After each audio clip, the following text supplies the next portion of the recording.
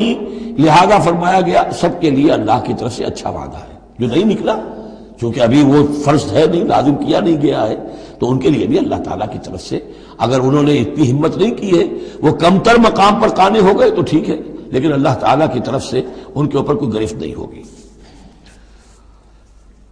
وَكُلًّا وَعَدَ اللَّهُ الْحُسْنَىٰ وَفَضَّلَ اللَّهُ الْمُجَاهِدِينَ عَلَى الْقَاعِدِينَ أَجْرًا عَظِيمًا، لیکن فضیلت دی ہے اللہ تعالیٰ نے مجاہدین کو بیٹھ رہنے والوں پر اجر عظیم، درجات منہ ومغفرۃ ورحمہ، یہ درجات ہوں گے اللہ کی طرف سے اور اس کی طرف سے مغفرت اور رحمت، وکان اللہ غفور الرحیم، اور یقیناً اللہ تعالیٰ غفور الرحیم ہے۔ ان الذین توفاہم الملائکۃ ظالمی انفسہم، اب یہ آ گئے وہ لوگ کہ جو عذر کے بغیر وہ ہجرت نہیں کر رہے تھے، اپنے گھروں میں بیٹھے ہوئے اپنی قوم میں یا مکے میں۔ ان الذین توفاہم الملائکۃ ظالمی انفسہم، یقیناً وہ لوگ کہ جو وفات دیں گے انہیں فرشتے اس حال میں کہ وہ اپنی جانوں پر ظلم کر رہے تھے، یعنی ہجرت نہیں کی تھی انہوں نے، رسول کے حکم کی اطاعت نہیں کی تھی، آخر موت تو آنی ہے، تو جب فرشتے ان کی روح قبض کرتے ہیں، قالوا فیما کنتم، تو وہ ان سے کہتے ہیں یا کہیں گے یہ آپ کس حال میں تھے؟ آپ نے ایمان کا دعویٰ کیا، محمد رسول اللہ نے ہجرت کا حکم دیا، کیا ہوا آپ کو؟ کیوں آپ نے ہجرت نہیں کی؟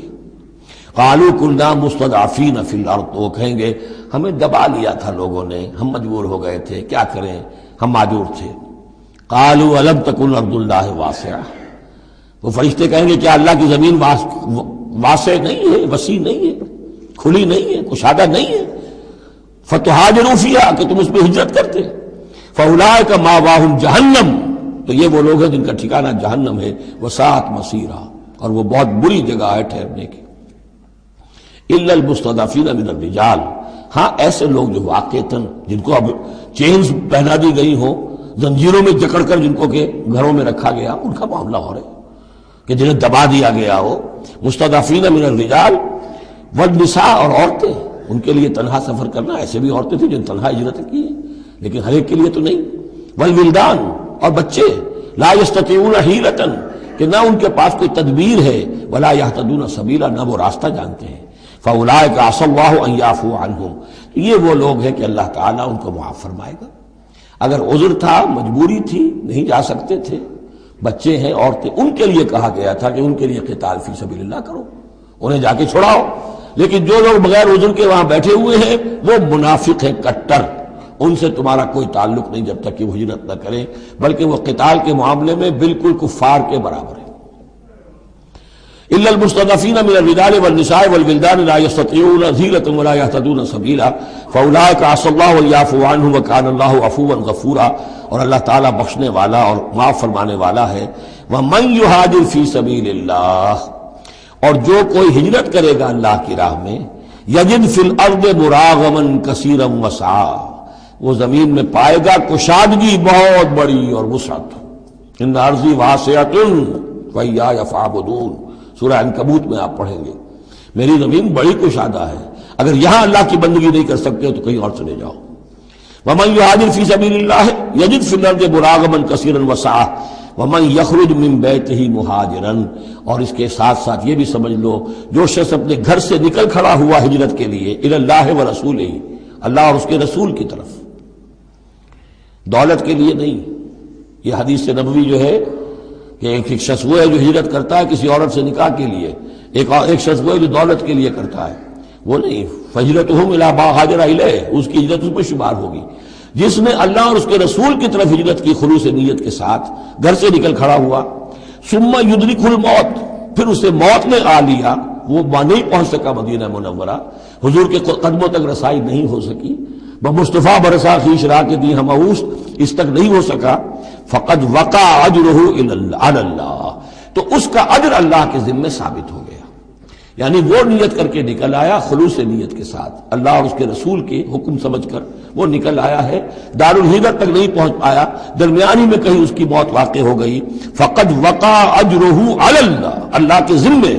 اس کا اجر جو ہے وہ اللہ کے ذمے ثابت ہے۔ وکان اللہ غفور الرحیم، اور یقیناً اللہ تعالیٰ غفور ہے، بخشنے والا، اور رحیم ہے، رحم فرمانے والا۔ وَإِذَا ضَرَبْتُمْ فِي الْأَرْضِ فَلَيْسَ عَلَيْكُمْ جُنَاحٌ أَن تَقْصُرُوا مِنَ الصَّلَاةِ صدق اللہ العظیم۔ اب یہ پھر کچھ شریعت کے احکام آ رہے ہیں، گویا کہ خطاب کا رخ پھر اب مسلمانوں کی طرف، اہل ایمان کی طرف۔ شریعت کے احکام، عبادات سے متعلق تفاصیل۔ اور اے مسلمانوں، جب تم زمین میں سفر کرو تو کوئی حرج نہیں ہے تم پر، کوئی گناہ نہیں ہے کہ تم کچھ کم کر لیا کرو نماز میں۔ ان خفتم ان یفتنکم الذین کفروا، اگر تمہیں اندیشہ ہو کہ تم کو نقصان پہنچائیں گے کافر۔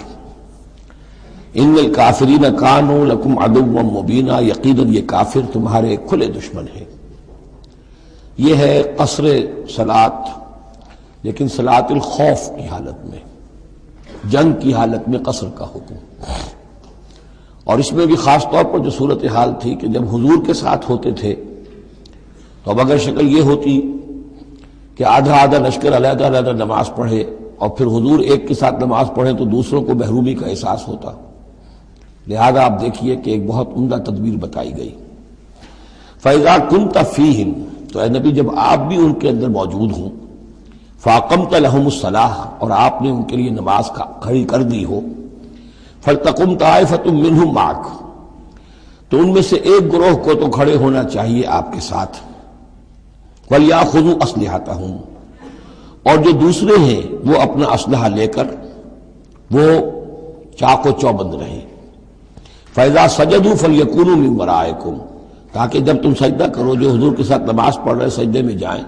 تو وہ دوسرا گروہ جو ہے جو نماز میں شریک نہیں ہے وہ ان کی حفاظت کرے، کھڑے رہیں ان کے پیچھے۔ وَلْتَأْتِ طَائِفَةٌ أُخْرَىٰ، اب اس کے بعد ہوتا کیا تھا کہ حضور نے ایک رکعت نماز پڑھا دی اور آپ بیٹھے رہے، دوسری رکعت کے لیے اٹھے نہیں، دوسری رکعت مسلمانوں نے خود ادا کر لی۔ اب جب انہوں نے سلام پھیر دیا چلے گئے تو جو پہلے جو تھے جنہوں اس وقت تک شریک نہیں ہوئے تھے وہ حضور کے پیچھے آ گئے۔ اب حضور نے ایک رکعت اور پڑھی تو ان کی ایک رکعت حضور کے پیچھے ہو گئی، اس کے بعد حضور نے ایک رکعت کے بعد سلام پھیر دیا، انہوں نے پھر ایک رکعت اور ادا کر لی، اس طریقے سے کہ کوئی بھی حضور کی امامت کے شرف سے اور فضل سے محروم نہ رہے۔ فَإِذَا سَجَدُوا فَلْيَكُونُوا مِن وَرَائِكُمْ وَلْتَأْتِ طَائِفَةٌ أُخْرَىٰ لَمْ يُصَلُّوا فَلْيُصَلُّوا مَعَكَ، اب وہ دوسرا گروہ کو آنا چاہیے کہ جنہوں نے ابھی نماز نہیں پڑھی تھی کہ وہ آپ کے ساتھ نماز پڑھیں۔ وَلْيَأْخُذُوا حِذْرَهُمْ وَأَسْلِحَتَهُمْ، اور ان کو چاہیے کہ وہ اپنی ڈھالیں بھی، اپنا بچاؤ بھی اور اسلحہ بھی ساتھ رکھے۔ وَدَّ الَّذِينَ كَفَرُوا لَوْ تَغْفُلُونَ عَنْ أَسْلِحَتِكُمْ وَأَمْتِعَتِكُمْ، یہ کافر تو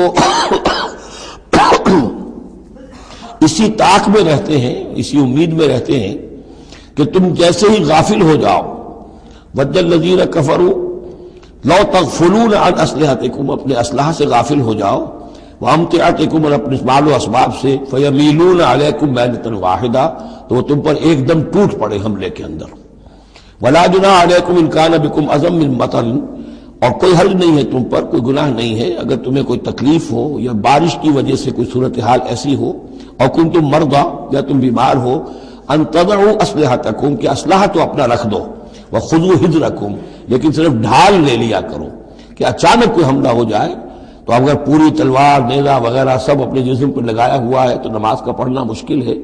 اور یہ کہ حالات ایسے ہیں تو اسلحہ علیحدہ رکھ دیا جائے لیکن ڈھال اپنے پاس موجود رہے، تاکہ اچانک کوئی حملہ ہو تو کم سے کم انسان کو وقت ملے کہ وہ اپنے آپ کو بچا کر اور پھر وہ اپنا اسلحہ بھی لے لے گا۔ ان اللہ اعد للکافرین عذابا مہینا، یقیناً اللہ تعالیٰ نے کافروں کے لیے ایک بہت اہانت آمیز عذاب تیار کر رکھا ہے۔ فَإِذَا قَضَيْتُمُ الصَّلَاةَ، پھر جب یہ نماز اس طریقے سے تم ادا کر لو، فَاذْكُرُوا اللَّهَ قِيَامًا وَقُعُودًا وَعَلَىٰ جُنُوبِكُمْ، تو پھر ذکر کرو اللہ کا، کھڑے ہوئے، بیٹھے ہوئے، لیٹے ہوئے، سواریوں پر چلتے ہوئے۔ وہ ذکر جو ہے وہ ذکر کثیر، وہ صرف نماز کے ساتھ نہیں ہے، بلکہ جیسے سورہ جمعہ میں آیا ہے کہ فَإِذَا قُضِيَتِ الصَّلَاةُ فَانتَشِرُوا فِي الْأَرْضِ وَابْتَغُوا مِن فَضْلِ اللَّهِ وَاذْكُرُوا اللَّهَ كَثِيرًا لَعَلَّكُمْ تُفْلِحُونَ، ہر حال میں جب تم اللہ کو یاد رکھو، اللہ کا ذکر کرتے رہو۔ ادعیہ معصورہ ہیں، اوراد معصورہ ہیں، اوراد مسنونہ ہیں، ان کے سے اپنی زبان کو اور اپنے ذہن کو اور قلب کو ایمان کے ساتھ تر و تازہ رکھو۔ فَإِذَا اطْمَأْنَنْتُمْ، اور جب تمہیں امن حاصل ہو جائے، یعنی یہ نماز کی یہ کیفیت جو ہے یہ صرف اس شکل میں ہوگی کہ خوف ہے، صلاۃ الخوف،